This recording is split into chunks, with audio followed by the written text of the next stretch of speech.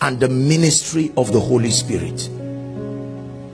Encounter with the person and the ministry of the Holy Spirit. You ever are interested in living a victorious life, please listen carefully. Encounter with the person and the ministry of the Holy Spirit. In John chapter 14, 16 to 18, John chapter 14, 16 to 18, Jesus himself began to introduce us to the Holy Spirit. John 14, 16 to 18. Let's just take it one by one. Would that be fine? So that we can see it. John 14. And I will pray the Father, and he shall give you another comforter, and he says that he may abide with you forever. Next verse.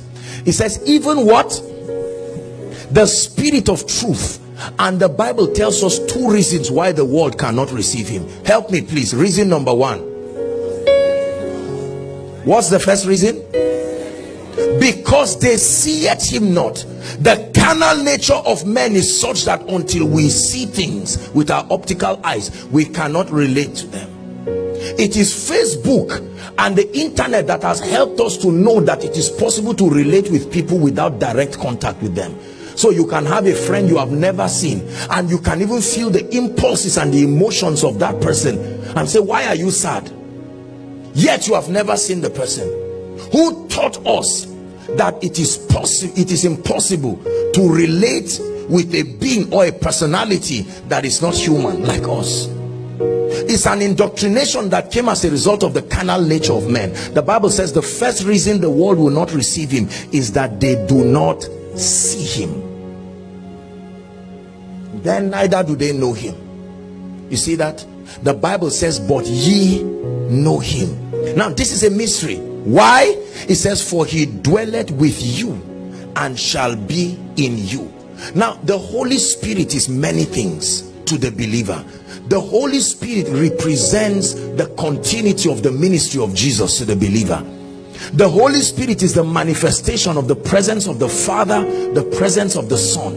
The only way Jesus can be revealed to a man is through the ministry of the Holy Spirit. The Holy Spirit is not a Pentecostal phenomenon, a choice for pastors.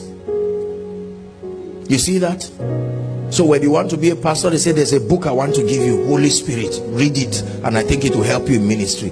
There are so many people who just acknowledge that there is such a being somewhere that they say help people, called the Holy Spirit. The Holy Spirit has changed my life. The Bible says in Zechariah 4 and verse 6, it says, the word of the Lord to Zechariah, it says, not by might, listen carefully, anything at all, not by might, not by power, but by my spirit. Not saith the prophet, saith the Lord. God is giving you the prescription to a great life. In other words, ignore the Holy Spirit and it's the same thing as signing up with a life of failure and defeat. How many people ignore him? I wish I had time this morning. I would have given you an analogy that I gave yesterday, because the only way I have found to teach people on the Holy Spirit is marriage. Are we together? The person of the Holy Spirit and the ministry of the Holy Spirit working with you, the invisible dimension of that fraternity, producing extraordinary results through your life. Wisdom, grace. The Holy Spirit is the custodian of the anointing. Many people want the anointing, pastor, and they ignore him. No, the Holy Spirit, the ultimate custodian, the distributor of the anointing. We need an encounter with him. In Revelation chapter 22 and verse 16 to 17, hear what the Bible says. It says, the Spirit and the bride say come. It takes you and the Holy Spirit to make the word manifest.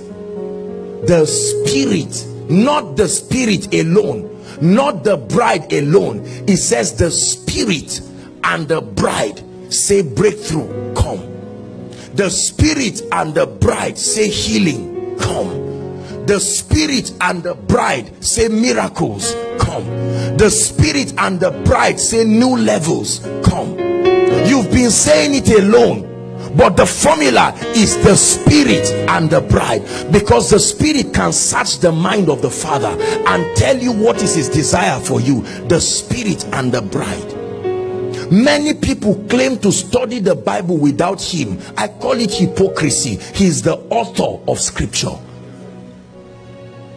The Holy Spirit is the author of this thing you hold around, and so it does not make sense. The Bible is too complicated to understand without him. There is a mix of culture, attitudes, error in translations. You will not be able to truly understand except he brings a light. Holy Spirit. That's why many people read and all they find is things that are wrong, and they get up and say no. You see, the Bible is a prophetic book. Even without the Holy Spirit, you can study it, and another spirit can give you interpretations. The Bible is just most commonly used by Christians, but it's not a book for Christians. People use it. They use it in shrines. They use it everywhere. It's a book. They add it to all the formulas. You can use the Bible to do magic. Many things happen in the Bible. Demons spoke, correct? Some of you are surprised at what I'm saying. Donkeys spoke, animals spoke, Jesus spoke. Not every part of the Bible is profiting for you. It is the part that contains the Spirit and the life of God, and only the Holy Spirit can search that out. So it's not the issue if I see it in the Bible, I'll do it. What happened there? Men spoke in their depravity. Without the Holy Spirit, our study of scripture is hypocrisy. We are going to come up with disjointed revelations that are not consistent with the character of the Christ. It is the Holy Spirit that gives balance to your study and introduces to you truths that are only needed. There is what we call forbidden knowledge. Forbidden knowledge is trying to access revelations and dimensions that are not in the scope of your spiritual growth process as far as this dispensation of walk with God is concerned. That was the mystery that was hidden in the tree of the knowledge of good and evil. You see that? There is a curriculum of God for every dispensation for men to know him. And it is yieldedness to walk within the jurisdiction of that curriculum apportioned. Many people erroneously have entered into all kinds of divinations because of their quest for Rema. They've gone online to browse every kind of thing, and you will see scriptural references, and in a bid to do those things have exposed themselves to activities of demons sincerely. There is a jurisdiction, and it is only the Holy Spirit. No man of God by himself can define the boundaries of knowing God. The Spirit of God. There were certain things John saw. He said, seal it. It is not for now. Close it. Leave it. Correct?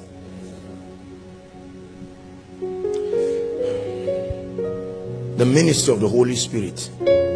If there is anything in my life today that is worthy of commendation, brothers and sisters, I submit to you before God, it is a product of the Holy Spirit.